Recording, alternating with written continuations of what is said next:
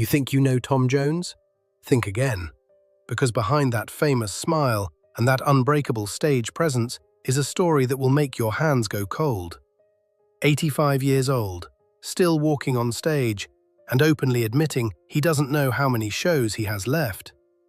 Why is he clinging to the microphone like his life depends on it? What's happening behind the curtain, far from press releases and TV smiles? And what secret was buried for decades so carefully that it's almost impossible to piece together? Have you heard about the woman who stood beside him for nearly a lifetime, yet vanished from the public record as if she never existed? And what about the person who carries his name, connected to him in a way that should have sparked explosive headlines, yet somehow everyone stayed quiet? Too many strange coincidences, too much silence, too many questions nobody wanted to say out loud. And today we're going to lay it all out, step by step, no sugarcoating, with dates, facts, and words that were spoken when the cameras were already rolling.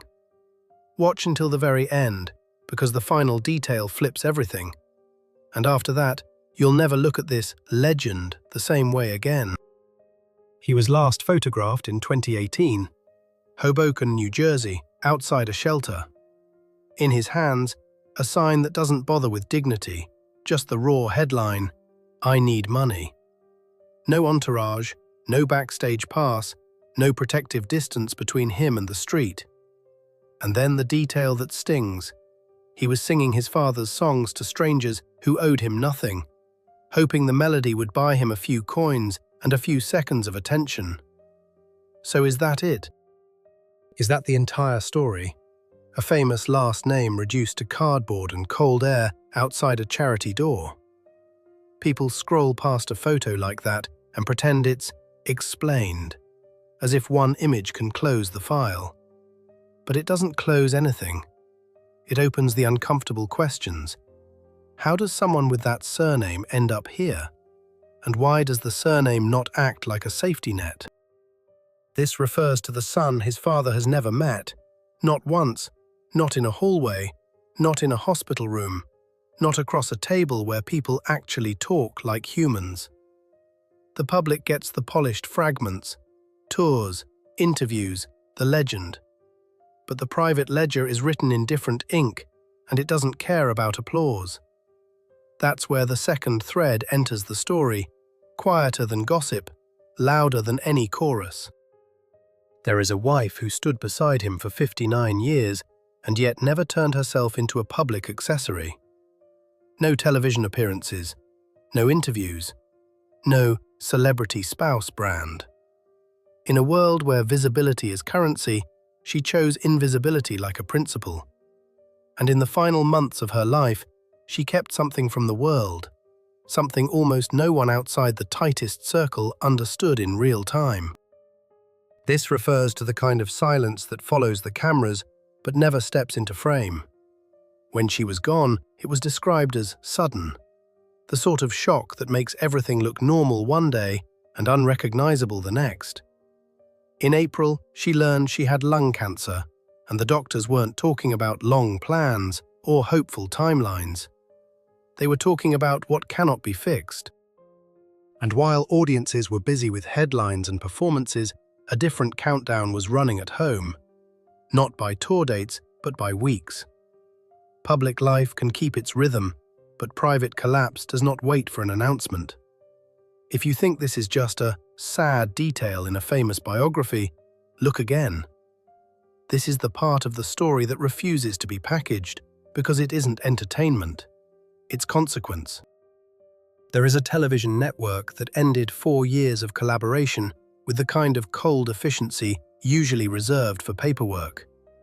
No call, no meeting, no face-to-face explanation, just a message passed through his agent, delivered one day before the official announcement. And it landed in the same month his private world was already coming apart, as if the timing were designed to sting. It doesn't read like a routine reshuffle. It reads like a dismissal calculated to feel small and impersonal. 75 years old, a career built over decades, and the news arrives through intermediaries, like a generic update from a department that doesn't know your name. What exactly was he supposed to do with that? Thank them? Smile? Keep quiet? He learned he was being removed roughly 24 hours before the audience did, which is not respect. It's a technicality. This relates to how the industry actually works when the cameras are off. One week, you are a pillar of a prime-time format. The next, you are replaced, and the machine keeps rolling as if you never sat in that chair. There are schedules, contracts, new energy, and a polished press line. And none of it includes the basic courtesy of speaking to the person you are discarding, even if that person is one of the most celebrated performers of the 20th century.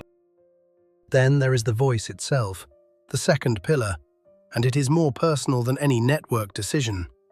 That voice did not come from a conservatory or a neat training plan. It came out of a sickbed in Wales when he was 12, turning a coal miner's son into a global force. And now, in 2025, that same instrument is doing something the public is not used to hearing it do. It hesitates. It shifts. Some mornings it does not respond on command, and the old certainty is no longer guaranteed. This relates to the uncomfortable truth performers rarely admit. You can control your discipline, but you cannot fully control your instrument. You can show up, stand under the lights, deliver the lines, and keep your posture. But when the voice starts refusing cooperation, fame cannot negotiate with it. Awards do not fix it. Reputation does not restart it. The stage becomes less a celebration and more a test. The third pillar is time itself. 85 years old, still measuring life in show dates and backstage routines, still trying to keep the standard high enough to face an audience. Official statements sound polite, but the reality is blunt. Control gets thinner, margins get tighter, and the risk increases. And that's why the question stops being casual and starts sounding like a provocation. Why is he still doing this? This relates to the point of the entire story. It is not just nostalgia, not just "the show must go on" as a slogan. It is a collision of a humiliating professional cutoff, a private collapse running in parallel, and a voice that is no longer behaving the way it once did. To understand why he keeps performing at 85, you have to go back to the beginning. His voice did not develop in the conventional manner. Thomas John Woodward was born in 1940 in Treforest, South Wales, the son of a coal miner. A working place with working rules. You get up, you go down into the pit, you come back, and you do it again. Towns like that don't produce legends on purpose. They produce survival, routine, and people who learn early that nobody is going to hand them a way out. For the first 12 years of his life, there was nothing remarkable about his voice. He could carry a tune. He sang at school and at family gatherings, the way boys from musical Welsh homes often do. No fireworks. No once-in-a-generation story. No hint that this ordinary kid would ever become an international name. If you had heard him then, he wouldn't have written a headline about it. This relates to the contrast the public rarely notices. Later, people talk about the voice as if it arrived fully formed, like a gift delivered to the doorstep. But before anything dramatic happened, he was simply a boy in a coal mining family, living a normal childhood in a normal town. No studios, no coaching, no careful plan. Just school days, family evenings, and a life that looked predictable. Then tuberculosis arrived, and it wasn't a short detour. At 12, he was confined to bed in the family home for 2 years. While his father worked in the mines, while the neighborhood kept moving, while other kids kept growing up in real time, he stayed in that room.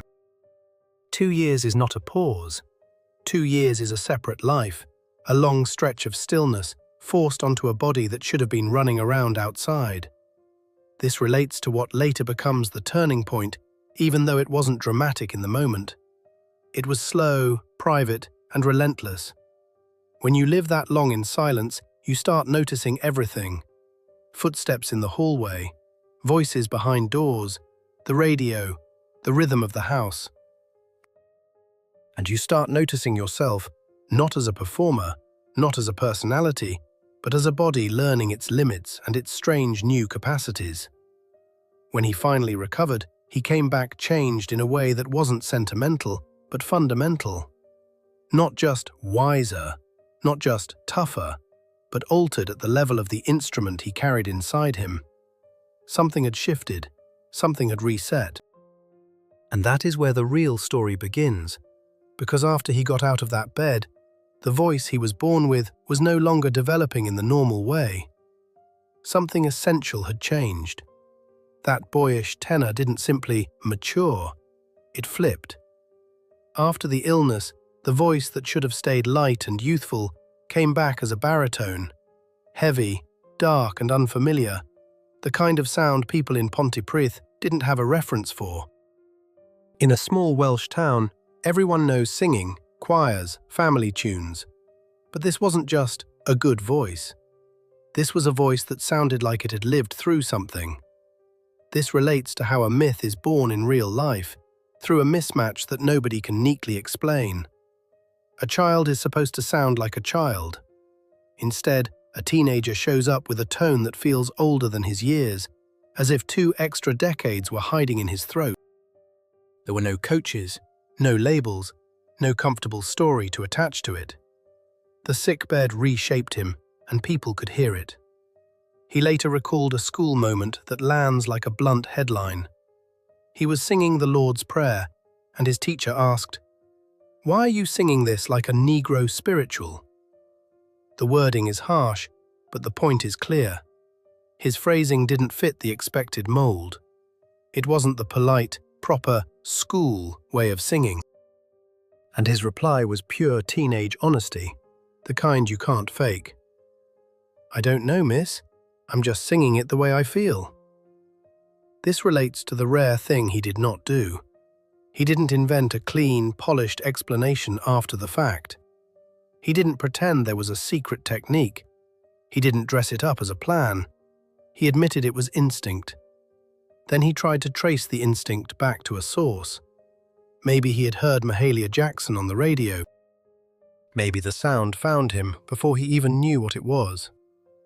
But the influence, he said, was real and constant.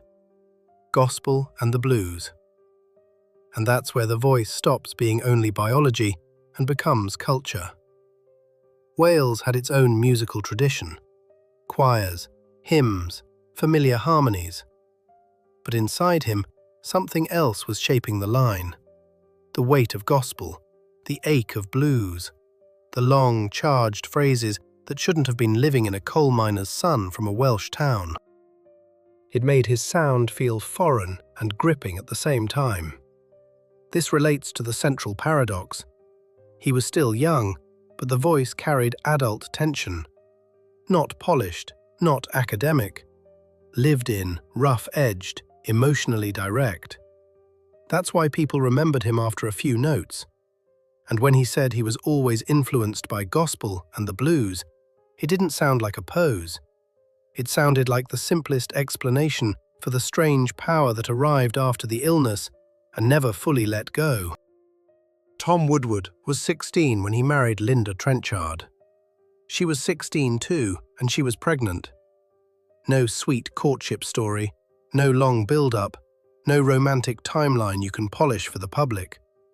In a small Welsh town, things can move fast and hard. One minute you're kids, the next minute you're expected to behave like adults because life has decided for you.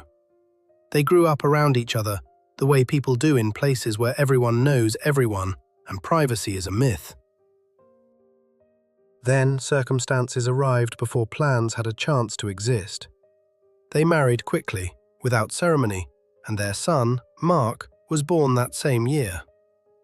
16 years old, and suddenly you're a husband and a father, living inside a script most people never question because it's the only script they've ever seen. This relates to the brutal shift from youth to responsibility. At that age, most teenagers are still figuring out what they like, what they want, who they might become. He had a home, a baby, expectations, and the classic path of a coal mining town. Work, endure, keep your head down. Without the voice, the story would have ended right there, quietly, the way so many stories do in places like that. He was still in the same terraced house, in the same town his father had always lived in. And the voice that returned after illness, that strange, heavy instrument, now sounded like a challenge to that life. People who heard him said it plainly. That voice wasn't meant to stay in Pontypridd, but not meant to stay doesn't mean free to leave. Leaving costs something, and his life was already tied down. A young wife, an infant, the pressure of being responsible before you've even learned who you are. This relates to a hard kind of math. Talent doesn't erase reality. Talent only offers a door. The voice became the single exit route out of a predictable, tight, working-class future. But stepping through that door meant breaking the normal pattern, and normal patterns don't break politely. The question wasn't only whether he could make it, the question was whether he would choose it. Because choosing it means admitting you don't want the life you were handed. It means telling your town, your family, and yourself, "I'm not staying here." And beside him was Linda, 16, with a child, facing a future most people in that situation don't discuss, they just accept. Would she follow if he stepped out? Could she handle a life where the husband is always away, where the faces are strangers, where everything shifts and nothing feels stable? This relates to the foundation of their marriage. It began as a fact, not a fairy tale. The fact demanded continuity, while the voice demanded escape. Those two forces pulled in opposite directions, and the compromise looked shaky. But he stepped through anyway. He walked into the only path he had, because the voice was the only thing that could pull him out of a life that had already been written for him. In 1963, a new figure steps into this story, the kind of man who stamps a living person into a marketable shape.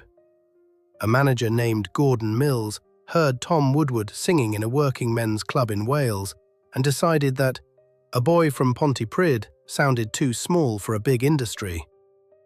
The solution was blunt and fast. A new name, a cleaner label, a louder package.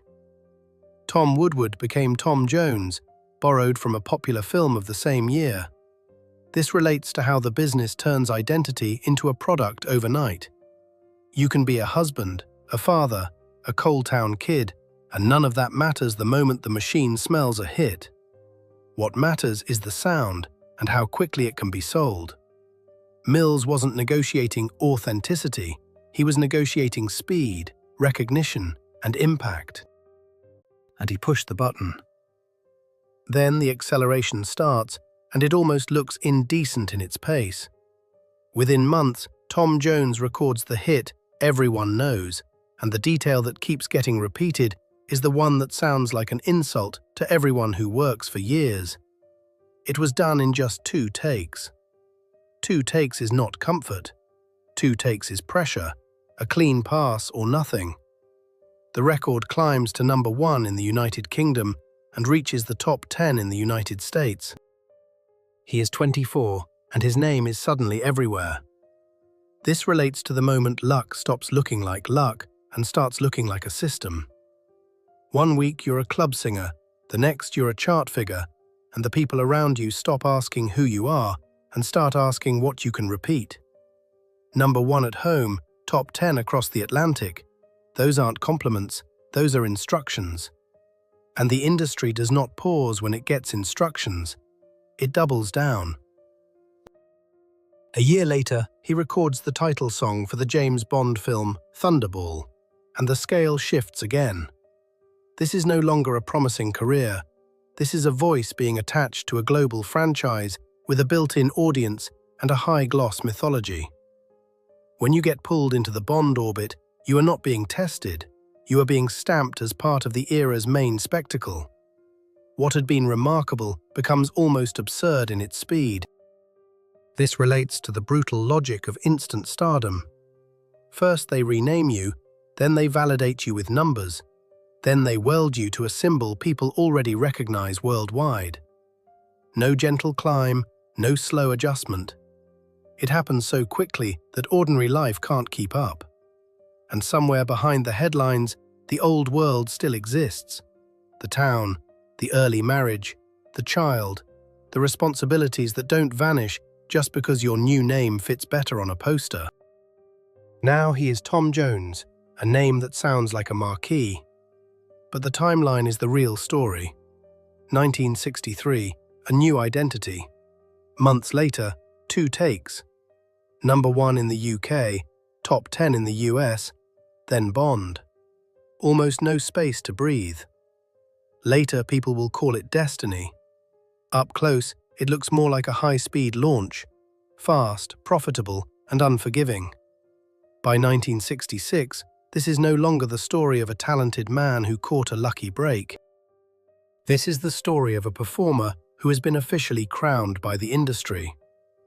A Grammy for Best New Artist may sound like a polite label, but the meaning is blunt. You have been recognized at the top level, not in a club, not in a local scene, but in the global business that decides who matters. Then comes the Ed Sullivan Show, the national television gateway into millions of homes. Not a one-off cameo, but a recurring invitation he would accept again and again over the years. That kind of exposure doesn't just boost a career. It stamps familiarity into the public mind until people stop asking who you are and start asking when you'll be back. Even his little my becomes a signature, a verbal wink that signals control. This relates to how a figure of an era is built in real time. Awards, broadcasts, applause, they create the illusion that the artist has always been there, when in reality, the timeline is brutally short. And the clearest signal isn't even the trophy. The clearest signal is who ends up orbiting you when the dust settles.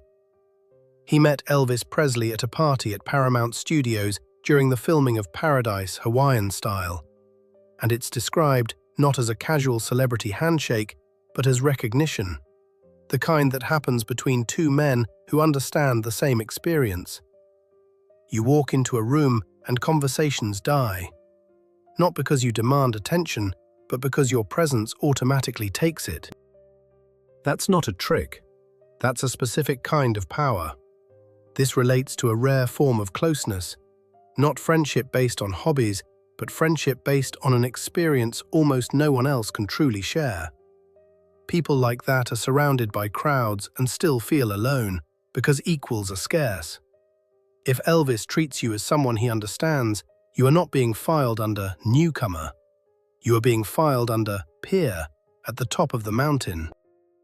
Next comes Las Vegas, and not as a stop on a tour, but as a residency at Caesar's Palace that would last for decades. Vegas is not just about singing, it's about status, stamina, and dominance. It is the showroom of American entertainment. If you hold that stage, you are no longer merely successful. You are institutional. This relates to the moment a performer becomes a symbol. In a club, you can be talented. On television, you can be famous. In Vegas, you either become a legend or you get swallowed. He became the kind of name that sounded as permanent as the neon on the strip. A residency that spans years is not a lucky season.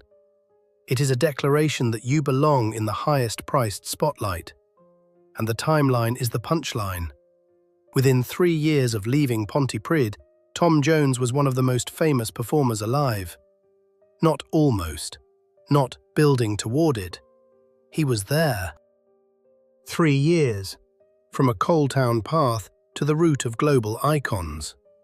If that sounds like exaggeration, look at the dates. The speed is the story, and ordinary life simply did not have time to slow it down. Linda was not present for any of it, and she never would be. Not at the awards, not in the television studios, not in the glossy frames where success is usually packaged and sold. While he collected nominations, filled arenas, and turned his name into a global product, she stayed at home. First in Pontypridd, then in London, later in Los Angeles, in a house he bought from Dean Martin. But she was nowhere in the camera's record. He was doing around 200 shows a year, living on travel schedules, building the kind of public persona that makes crowds lose their composure. Las Vegas, with its neon and myth-making, became part of his routine. The stories were loud and theatrical. Women throwing hotel room keys toward the stage as if fame itself had turned into a live marketplace. And against that level of visibility, Linda didn't look like she was in the background. She looked like she had opted out of the entire system. This relates to the central contrast of the story.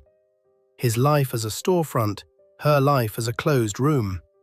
He had tour calendars, broadcast slots, photographers, crowds, security, headlines.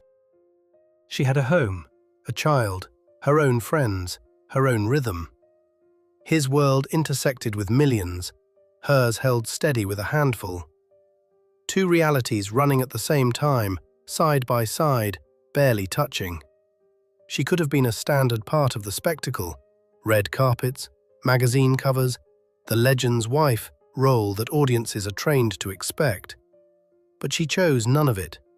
And anyone who assumes she was simply left behind doesn't understand what they're seeing. This isn't the story of a woman forgotten by fame. It's the story of a woman who set a boundary and defended it for years. This relates to how different people respond to celebrity. For him, public visibility became work, currency, oxygen. For her, it looked like noise, unnecessary if you already have a life you value. She didn't stand beside him to support the brand. She refused to let the world treat her as part of the show. It was as if she drew an invisible line. The celebrity belongs to him. The home is a separate country, and cameras don't get a visa. While Tom Jones mastered choreography, rehearsals, press routines, and relentless travel, Linda raised their son, Mark. She built a private existence that ran parallel to his fame like a second railway line. Close on the map, but with no shared stations. And the higher he rose, the clearer it became. They were not a couple living together in public. They were a couple living together in private, where the public had no access. She could have been a permanent fixture in the celebrity frame. Red carpets, award nights, glossy covers, the standard legend's wife, role delivered with rehearsed smiles. She could have built a public identity simply by standing next to him and letting the cameras do the rest. Instead, Linda chose the opposite strategy. Total disappearance from public view, as if she had no place in the official story at all. And the louder his fame became, the more absolute her silence looked. Not forced, but deliberate. That silence becomes sharper when it's placed next to a number that reads like a provocation. Tom Jones himself, in interviews, has spoken with a bluntness that can sound almost reckless. At the height of his fame, he claimed he was sleeping with about 250 women a year. 250 is not a romance, it's a system. And what unsettles people is not only the figure, but the tone, delivered without visible discomfort, like he's reciting tour statistics. This relates to an era when scandal was often treated as part of the spectacle, not as a career-ending threat. Today, a public admission like that could trigger cancelled deals, collapsed partnerships, and a public backlash that doesn't stop at headlines. Back then, it was frequently framed as wild charisma, rock star appetite, a loud sideshow that still sold tickets. The machine kept running as long as the money kept moving. He didn't hide behind vague hints either. He named names in public, and he acknowledged affairs that lasted for years, overlapping his marriage. That is not a one-off mistake or a youthful detour. That is a pattern, reinforced by fame and protected by the rules of the time. And in that pattern, Linda doesn't read like a background figure. She reads like someone watching the full reality every day while refusing to step into the public arena to argue about it. This relates to the moral ambiguity at the center of the story. On one side, a star who never pretended to be spotless and sometimes sounded almost proud of the scale. On the other, a woman who could have used the camera as leverage, could have defended herself, attacked, explained, monetized her position, and chose none of it. Why refuse the spotlight when the spotlight is practically offered on a platter? And here's where the provocation becomes uncomfortable. If he could speak so casually, it suggests there were private rules inside that marriage the public never understood. The public likes simple labels. She endured, he strayed, case closed. But it isn't closed, because 250 a year sits next to 59 years together, and that combination refuses the usual easy conclusions. This relates to how real private agreements can look absurd from the outside. He built a public image of a man who could not be slowed down, and he reinforced it with words. She built a life that would not become a prop in that image, and she reinforced it with silence. And the more openly he talked about his affairs, the more her decision stood out. Not to participate, not to explain, not to become a character in someone else's show. And through all of it, Linda was aware, not finding out one day, not discovering a shock, but knowing, absorbing it as part of the reality she lived in. Tabloids could scream from newsstands, people could whisper, journalists could hint, and he himself could speak with that blunt public candor. But for her, it didn't land as a surprise, because the setup wasn't new. It was ongoing. It was structural. And that is where the question hangs in the air for decades, like an unfinished sentence. Why did she stay? Why didn't she walk out, file a public separation, slam the door in the way the public expects from a story with betrayal and fame? 59 years of marriage and not a single public appearance. Not one interview, not one, "Here is my side." That doesn't look accidental. It looks chosen. This relates to the core contradiction of their lives. He was a man built for the stage, living in public, turning himself into a spectacle people could talk about. She was a woman who erased herself from that same public field, and the louder his name became, the more noticeable her absence was. The paradox is that she didn't simply avoid attention. She chose disappearance as a permanent condition. In an era when being a celebrity spouse became its own industry, that decision was almost a provocation. Many women connected to famous men turned that connection into a public identity. Magazine covers, interviews, red carpets, charity galas, personal brands, business ventures. Some used the famous name as a launchpad, some as protection, some as a product. It was normal, it was expected, it was rewarded. This relates to how completely Linda rejected the expected script. She didn't become part of the brand, didn't stand beside him as an accessory in photographs, didn't sell a perfect marriage image, didn't even sell a wronged wife image. She chose to disappear completely and permanently. Not for a phase, not until things got easier, not until the child was older, but for good. And that's why her silence reads less like weakness and more like a decision that outsiders struggle to interpret. Why didn't she leave? That is the central mystery. Because the usual explanations don't fit. It doesn't look like she was trapped. It doesn't look like she was naive. It doesn't look like she lacked options. She could have done what people do in stories like this: leave, speak, accuse, demand, define the narrative. Instead, she chose a different route, staying close while refusing to belong to the public. This relates to why the public keeps circling the same question. People want a simple label: victim or accomplice, powerless or calculating, loyal or foolish. But her disappearance blocks the label. It refuses to give the audience an easy conclusion. And over time, it starts to look like that refusal was the point. To vanish so completely that the world couldn't use her as either an excuse or a weapon. Not because Tom kept her locked away, and not because she lacked the nerve to handle that world. Quite the opposite.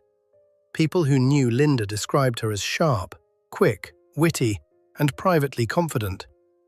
She didn't read like someone you could push into a corner and silence. If she had wanted the spotlight, she could have stepped into it and spoken with enough force to make headlines breathe fire. Her choice was more unsettling for the celebrity machine than any public argument. She found the entire machinery of fame genuinely boring, not frightening. Not too much for her, simply uninteresting. The flashes, the rehearsed smiles, the endless questions, the ritual of being seen. To her it looked like noise. And in an industry where attention is the most expensive currency, she refused to trade in it at all. This relates to one blunt fact. Linda was not an accessory to his name.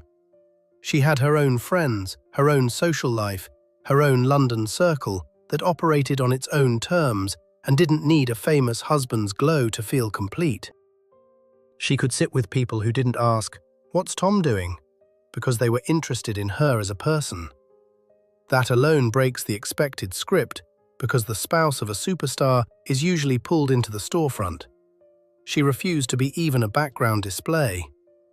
From the outside, people keep trying to force a simple label onto her. She endured, she feared, she depended. But those labels don't hold if you look closer. Her privacy wasn't weakness, it was order. She treated her private life not as a hiding place, but as a territory she controlled. While millions felt entitled to claim him, she kept the right to not be claimed by the public at all.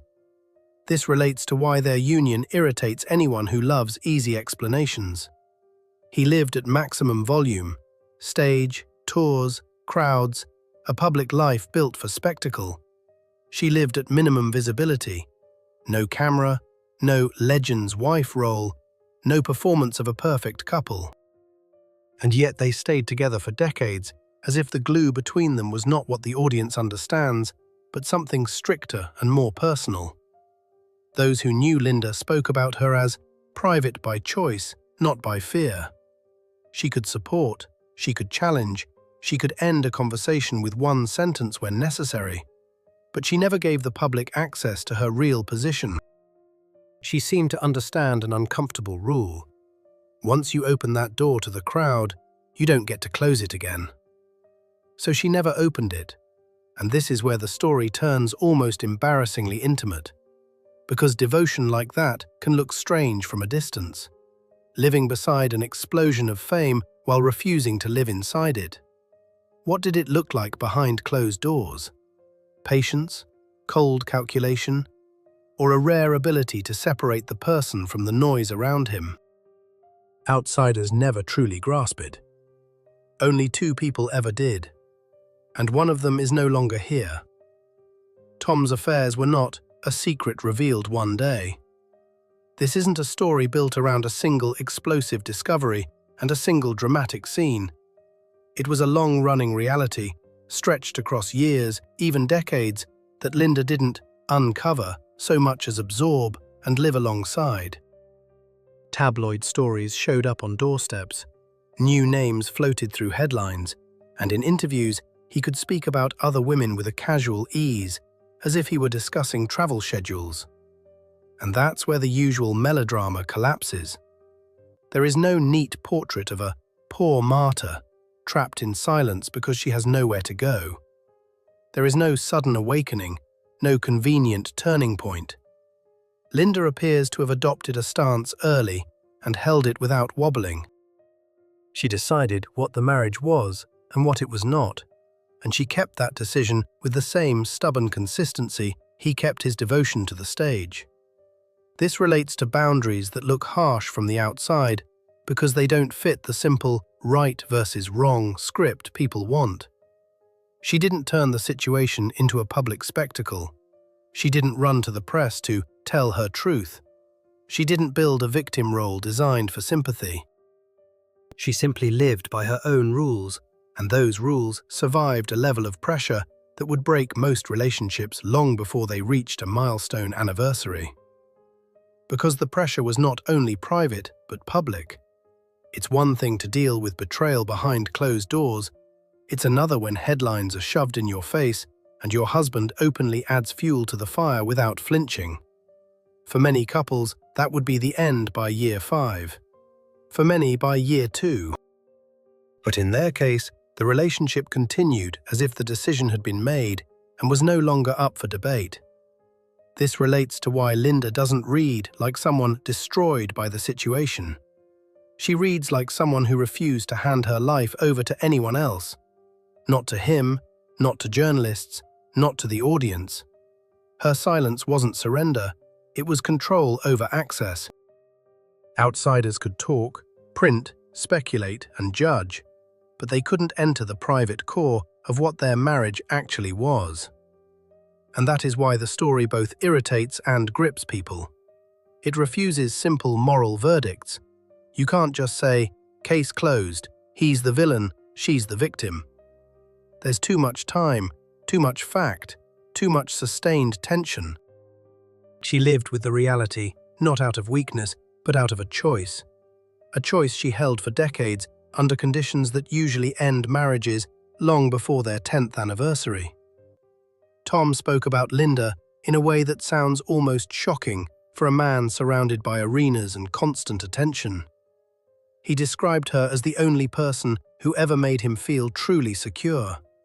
Not a manager, not the crowd, not fellow celebrities, her. A woman who never chased a camera, never played the public spouse, never turned herself into part of the show. It lands like an admission. The world applauds, but safety comes from one quiet place. This relates to the central contradiction. He has millions of eyes on him, she has 0, and yet she is the anchor.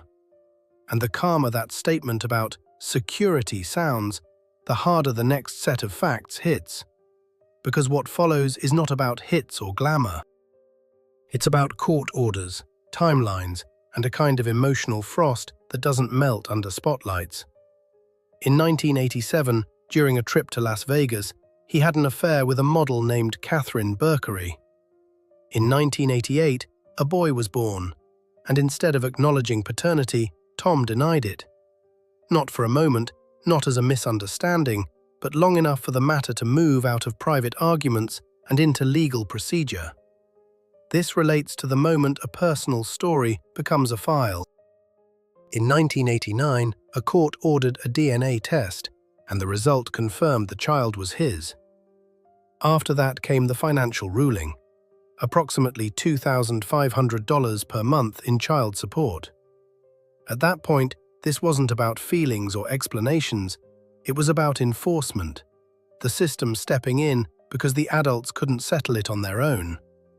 He paid until the boy turned 18, exactly as long as the obligation required, with no extra gestures attached. No family photos, no gradual connection, no visible attempt to build anything resembling a relationship. And then came the hard stop that says more than any interview ever could. When the payments ended, the contact ended. This relates to the bluntest part of the story. There is no, "we tried," no, "we found a way," no, "time healed it." There is just absence. No phone calls, no visits, no father-son bond, not even a thin, formal one. As if the child existed only as a monthly line item. And that's how the narrative starts to feel like a sentence without a judge. Legally closed, humanly open forever. You can talk about the stage as destiny, the voice as a gift, the marriage as a private fortress. But next to it sits another set of facts. A child was born, a court confirmed paternity, money was paid, and then everything went silent. No bridge, no future, no performance of reconciliation. This relates to the dark underside of fame that official biographies prefer to avoid. On posters, there's the name and the smile. In real life, there can be an adulthood lived without a father and a silence that applause cannot cover. The bigger the legend looks on stage, the colder this line reads on paper. Paid and walked away. In 2008, he acknowledged Jonathan publicly and did it like a man stamping a file closed. No soft language, no "we'll see," no hint of reconciliation.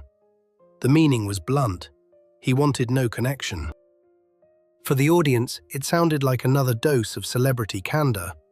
But for Jonathan, it read like an official banishment from a surname that opens doors.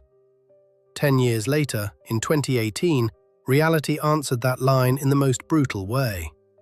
Jonathan ended up on the street, not as a troubled youth in a neat redemption story, but as a person trying to get through the day. He was photographed outside a shelter in Hoboken, New Jersey, holding a sign asking for money, singing his father's songs to strangers who could simply keep walking. It's the kind of image people pretend they didn't see because it's too direct. This relates to the violent cut between two worlds that should not exist side by side. In one world, stage lights, prestige, television, authority. In the other, cardboard, cold air, borrowed attention, and the same songs that once built a legend now used to earn small change. What is the public supposed to do with that? Call it unfortunate? Or admit it looks like consequence? And against that line, Linda's silence becomes deafening. She never spoke about Jonathan, not once, not in any public way, not to any reporter fishing for a quote. Questions could circle for years, but the answer never arrived. And the more detail surfaced around the sum, the clearer it became. Whatever Linda thought, she kept it out of reach, leaving the public with nothing to package into a simple explanation. This relates to how the audience loves roles when the real family refuses to perform. Some want her as an excuse, some want her as a weapon, some want her as a shield. She gave none of it. Not a sentence to ease someone's conscience, not a sentence to sharpen someone's outrage. Just silence that can't be bought, sold, or edited into a headline. And while that uncomfortable line remained in the background, like an untreated wound, Tom Jones was building a new television chapter. Polished, family-friendly, shining. The Voice UK premiered in 2012, and he was there from the start, one of the original coaches. He was 72, and he didn't sit in that chair as decoration. He sat there as authority people trusted without question. For 4 consecutive seasons, he was one of the defining figures on the panel, and when that run ended for him, he was 75. This relates to a contrast you can't unsee once it's on the page. On screen, the respected elder, listened to, quoted, treated like a living institution. Off-screen, a son in 2018 singing his father's songs outside a shelter to survive the day. Television sells control and dignity, but the parallel reality suggests something else entirely. And that is why this story hits so hard. It refuses to let the legend hide behind applause. Over those 4 years, he helped shape The Voice UK into something that didn't feel like a simple copy of an imported format. It carried a distinctly British tone. Less glossy circus, more familiar television, the kind people return to because it feels like part of their week. And Tom Jones, inside that structure, wasn't decoration. He was a pillar. He sat in that chair as if it were not a game, but a serious conversation. Calm, controlled, with the ease of someone who doesn't need to perform importance. The audience trusted him because he had earned that trust across decades of stages, studios, and live rooms. Unlike many TV personalities, he didn't feel manufactured. He felt real, and that registers instantly. The other coaches treated him with respect, not out of politeness, and not because they were intimidated by a famous name, but because they understood what was sitting beside them. A man who had already lived through what others were only learning to handle. This relates to a kind of authority that cannot be bought with marketing. On that panel, people listened when he spoke. Fellow coaches, contestants, viewers. Even when he spoke softly, the weight was there. He didn't need to raise his voice or deliver loud speeches. One quiet comment from him could land harder than 10 motivational slogans from newer stars. because it came from experience that can't be faked.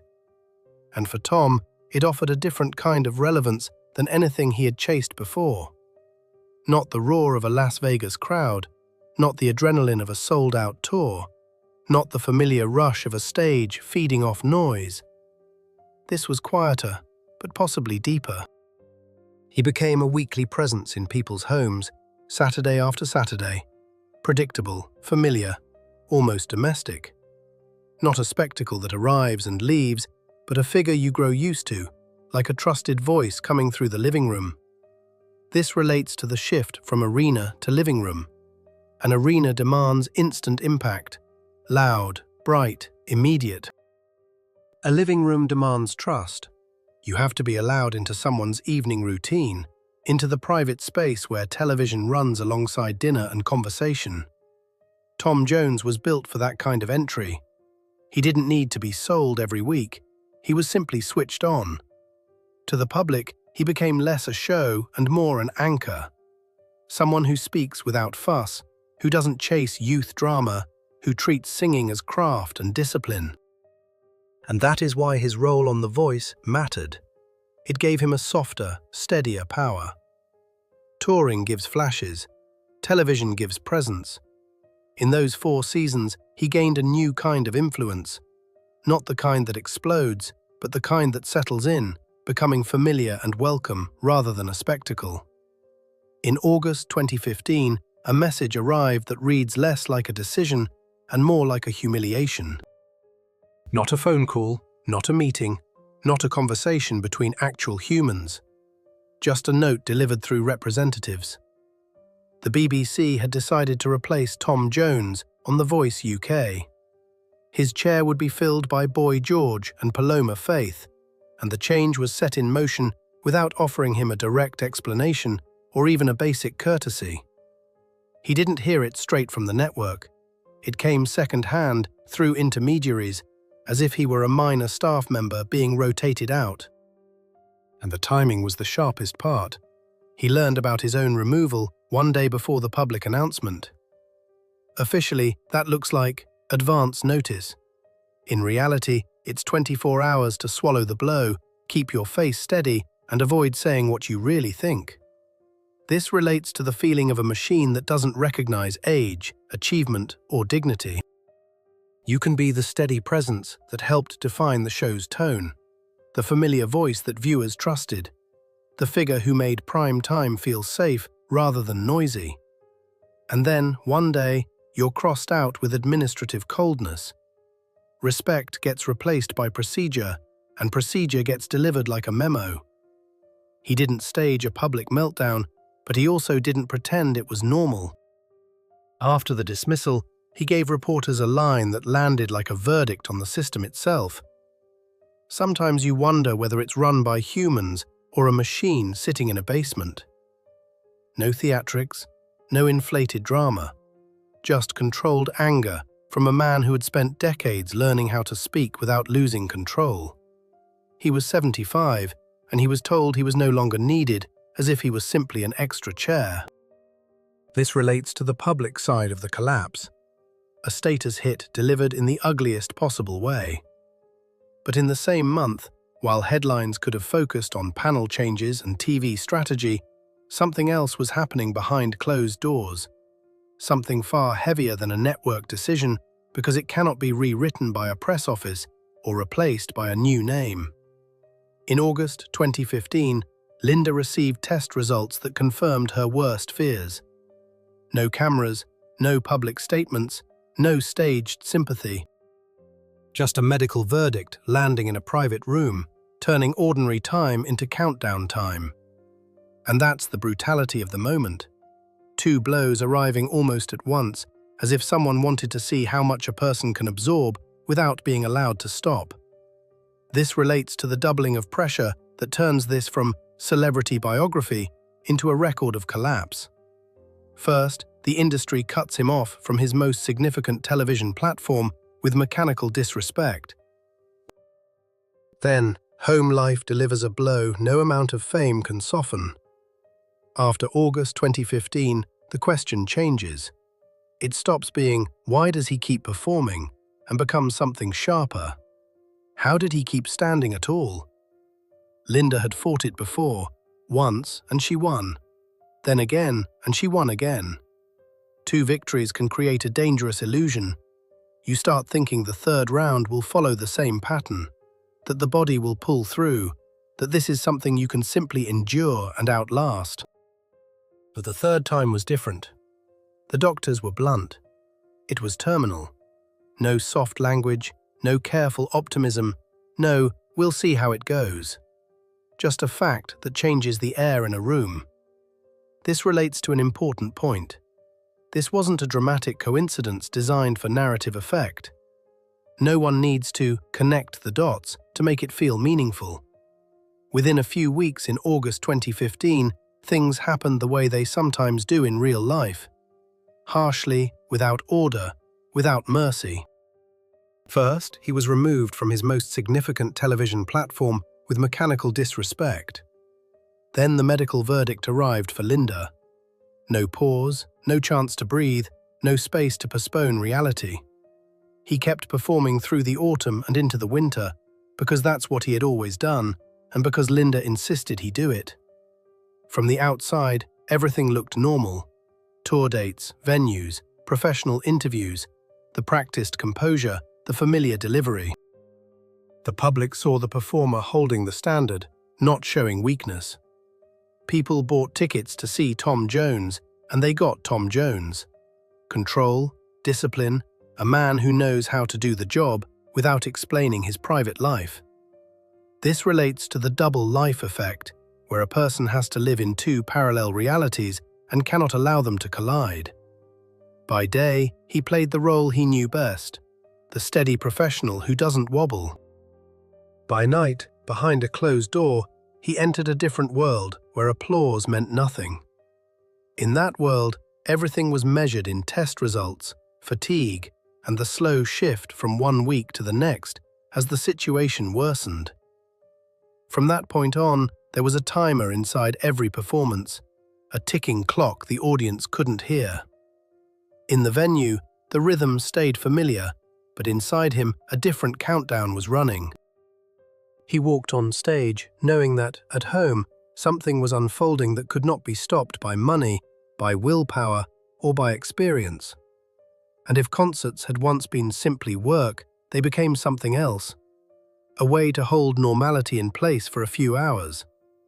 Not for the crowd, for himself, and for her. This relates to how people cling to routine when the core of their private life is collapsing. He held on to schedules, rehearsals, stage entrances, the few parts of life he could still control. Behind the scenes, everything moved into territory where control doesn't exist. In that kind of pressure, one wrong step can break you. Collapse in public and you become headlines. Collapse at home and you lose what strength you have left. From August 2015 through the spring of 2016, he lived 2 lives at once. Publicly, the persona stayed intact. Tours continued, interviews were handled, the world saw stability. Privately, reality moved forward behind closed doors, week by week, and it could not be softened, delayed, negotiated, or talked away. In that room, only time had authority. Linda dictated the terms, and there was nothing soft about them. She told him to keep performing, keep touring, and not cancel a single show because of her. Not if you can, not depending on how you feel, but a clear instruction, delivered with the same quiet authority she had carried for decades. The woman who spent her life outside the camera's frame now demanded that he continue doing the one thing the public expected from him: walk on stage as scheduled. He did it because the alternative would have shattered the structure of their lives. Autumn and winter moved forward on the tour calendar. Posters stayed up, interviews were handled, hands were shaken, the professional smile clicked into place. In public, he remained the disciplined performer who doesn't wobble. At home, behind a closed door, the days tightened, and the private reality grew heavier without any music to distract from it. This relates to the brutal cost of maintaining a public face. From the outside, people see strength and resilience and applaud the image. From the inside, it can simply be routine turned into survival. Keep the schedule, keep the standard, don't give chaos a place to enter. And Linda, in her final stretch, reinforced that survival method with one command. Don't let her illness become the reason he stops. And then something happened that reads like a cruel joke, even when written in plain language. During that same period, his autobiography was released. The book was titled Over the Top and Back, presented as a definitive account of the full arc. Wales to Vegas to television, the whole legend placed neatly on paper. A man documenting his life for the world, publishing the final version of his story, while the person most central to that life was fading in the next room. This relates to the unbearable overlap that people only notice in hindsight. On one track, publication, reviews, sales, the public consuming the narrative of a great career. On the other track, a private countdown that cannot be negotiated, delayed, or talked away. He was writing about his past in a structured, readable form, while the present was becoming something no one can organize into chapters without breaking. The world read about the triumphs. He lived through the quiet dismantling of the home that made those triumphs possible. The book became a bestseller and was treated as an honest, reflective portrait. Readers turned pages and felt they were meeting the real man, as if the real story is always the one you can print. Almost no one understood what was happening at home at the exact same time. That the most important presence in those decades of success was moving toward absence. There is a cold irony in that. The public celebrates a polished life story, while the author is living through the one event that cannot be polished. On April 10, 2016, Linda was gone. She was 75. For the calendar, it is a date. For him, it was the removal of the anchor that had held his world steady for nearly 60 years.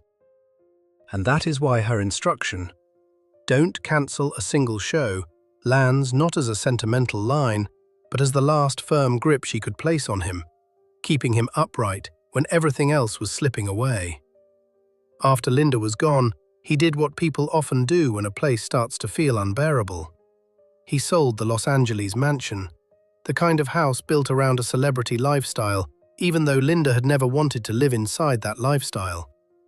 The rooms held too much memory, too much echo. He moved to London and into a more modest apartment, as if stripping life back down to something plain could reduce the noise. This relates to survival through practical moves. Change the address, remove the excess, escape the constant reminders. When you live beside someone for decades, their absence becomes physical. Silence in the hallway, an empty chair, the missing rhythm of footsteps. It isn't abstract sadness, it's the feeling that the home no longer functions the way it used to. So you rebuild the outside because the inside won't stop shaking. He began grief therapy, a step that many men of his generation still treat as humiliating. He spoke about it with unusual openness, and in that room, he voiced the dangerous question people often avoid because it cuts too deep. Did I do enough? Was I on the case? In plain terms, was I there the way I should have been, or did I miss something that mattered? This relates to guilt that doesn't require evidence and doesn't listen to logic. You can tell yourself you stayed strong, you followed her wishes, you kept going, you handled the practicalities. But guilt finds its own entrance and sits down anyway. Because grief isn't a debate you can win with facts. It's a private interrogation, and the answers never feel final. He spent 60 years as the most visible man in almost every room, walking in and quieting conversations by presence alone. He lived inside attention, judgment, applause. And yet he was married to a woman who spent 60 years choosing to be the least visible person in the same story. Not out of fear, but by decision. Their balance was built on that contrast, like a bridge held up by two opposite pillars. When one pillar disappeared, the other remained standing, but without the counterweight that had made the structure feel stable. This relates to loneliness fame cannot cure. You can walk onto a stage and fill a hall, but you still have to come home to an empty apartment, and everything resets to zero. Celebrity doesn't boil a kettle, doesn't say, "I'm here," doesn't occupy the quiet spaces that used to be filled by a person.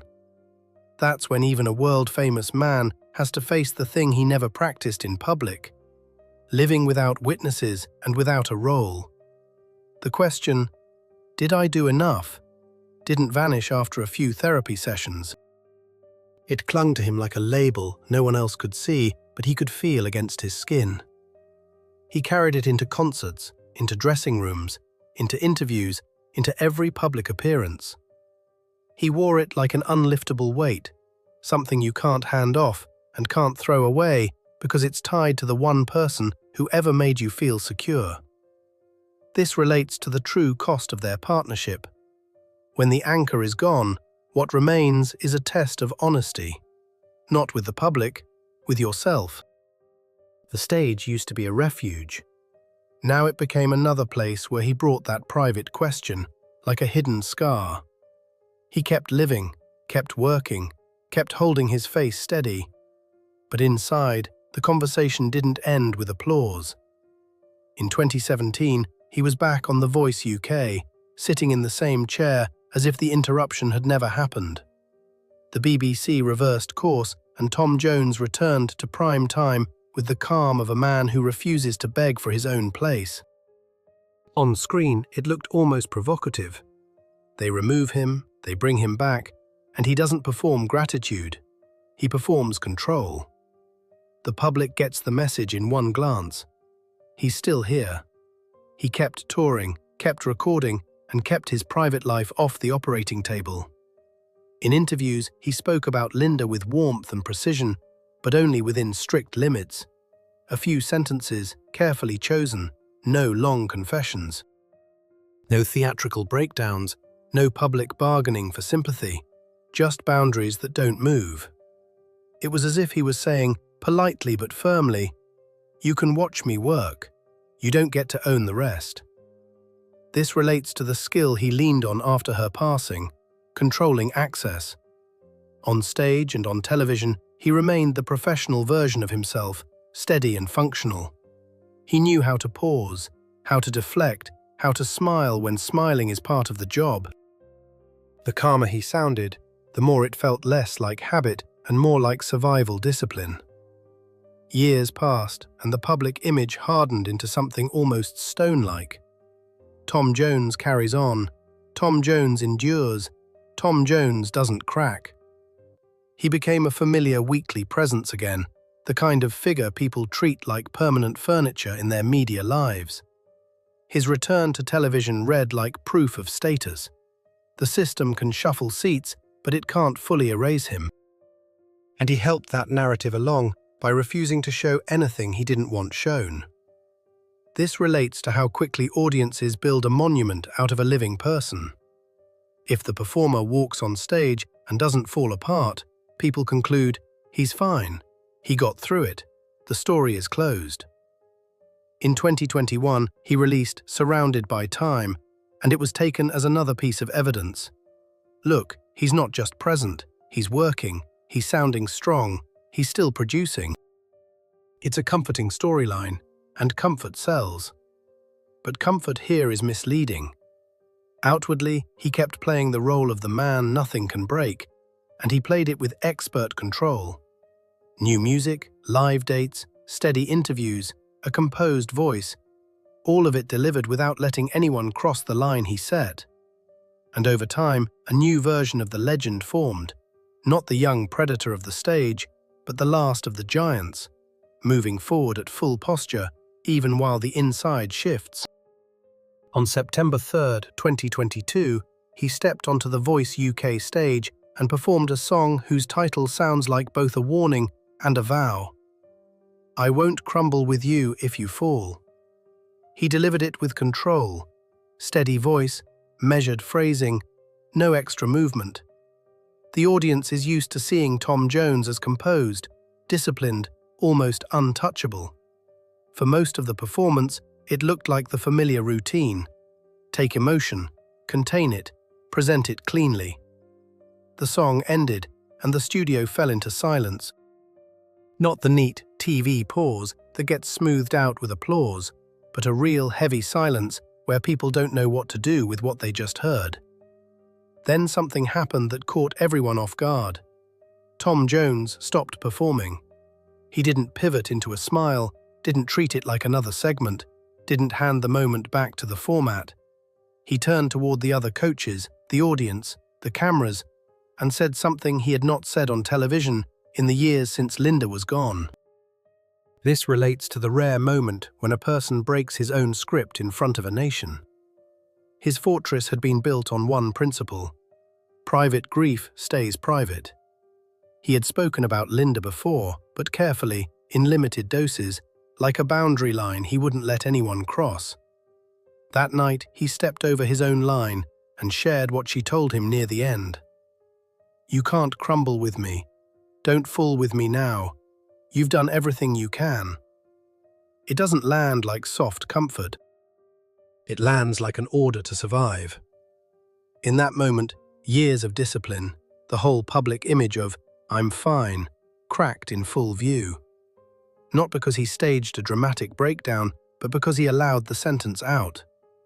He stopped being a brand for a minute and became a man carrying the same private conversation for 6 years who finally refused to hide it. The room felt it immediately. Nobody rushed to fill the space with noise.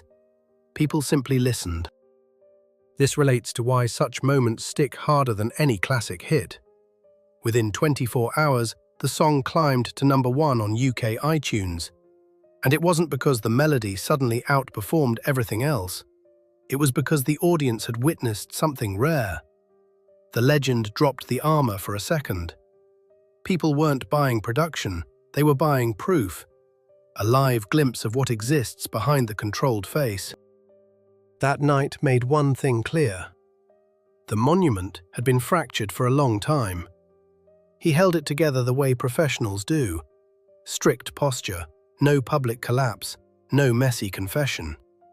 He returned to an empty home and still showed up the next day. And the most important words stayed behind a closed door until September 3rd, 2022.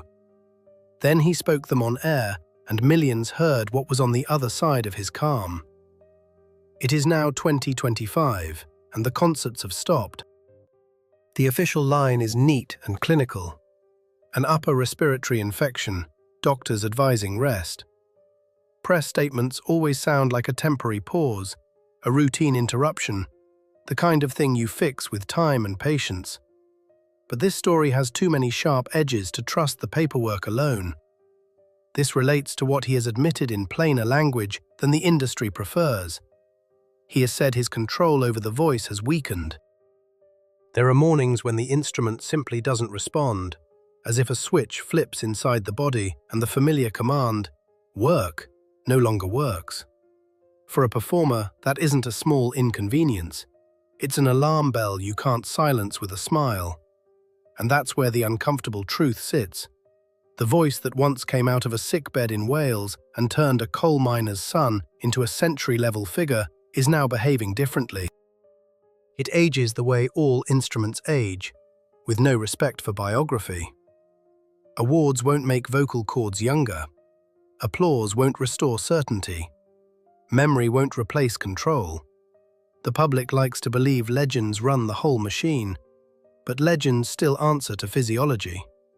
This relates to why he clings to the stage and why the word "stopping" sounds almost unacceptable to him. He avoids final language.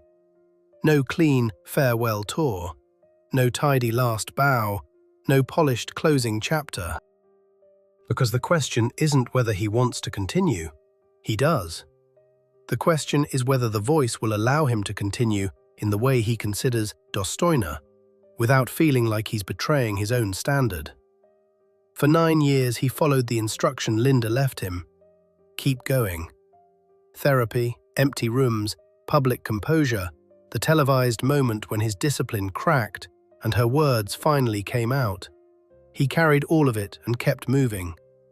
He did it as long as his body allowed. And now he stands in front of a new reality where the main power in his life isn't a network, a manager, or even the crowd. It's the voice itself.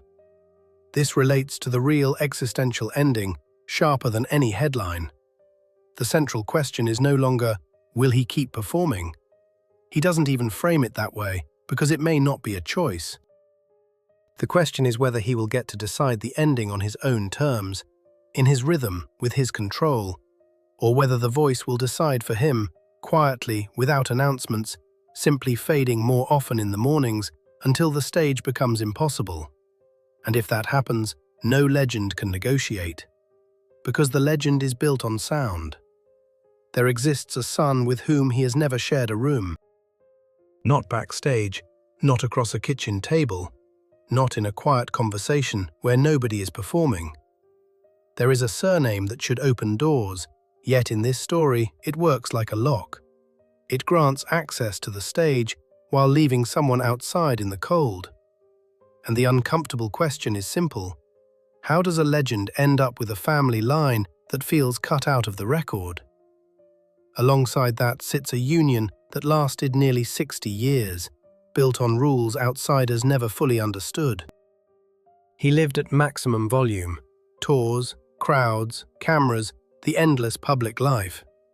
She chose total invisibility and held that choice for decades with the same stubborn discipline he held the microphone.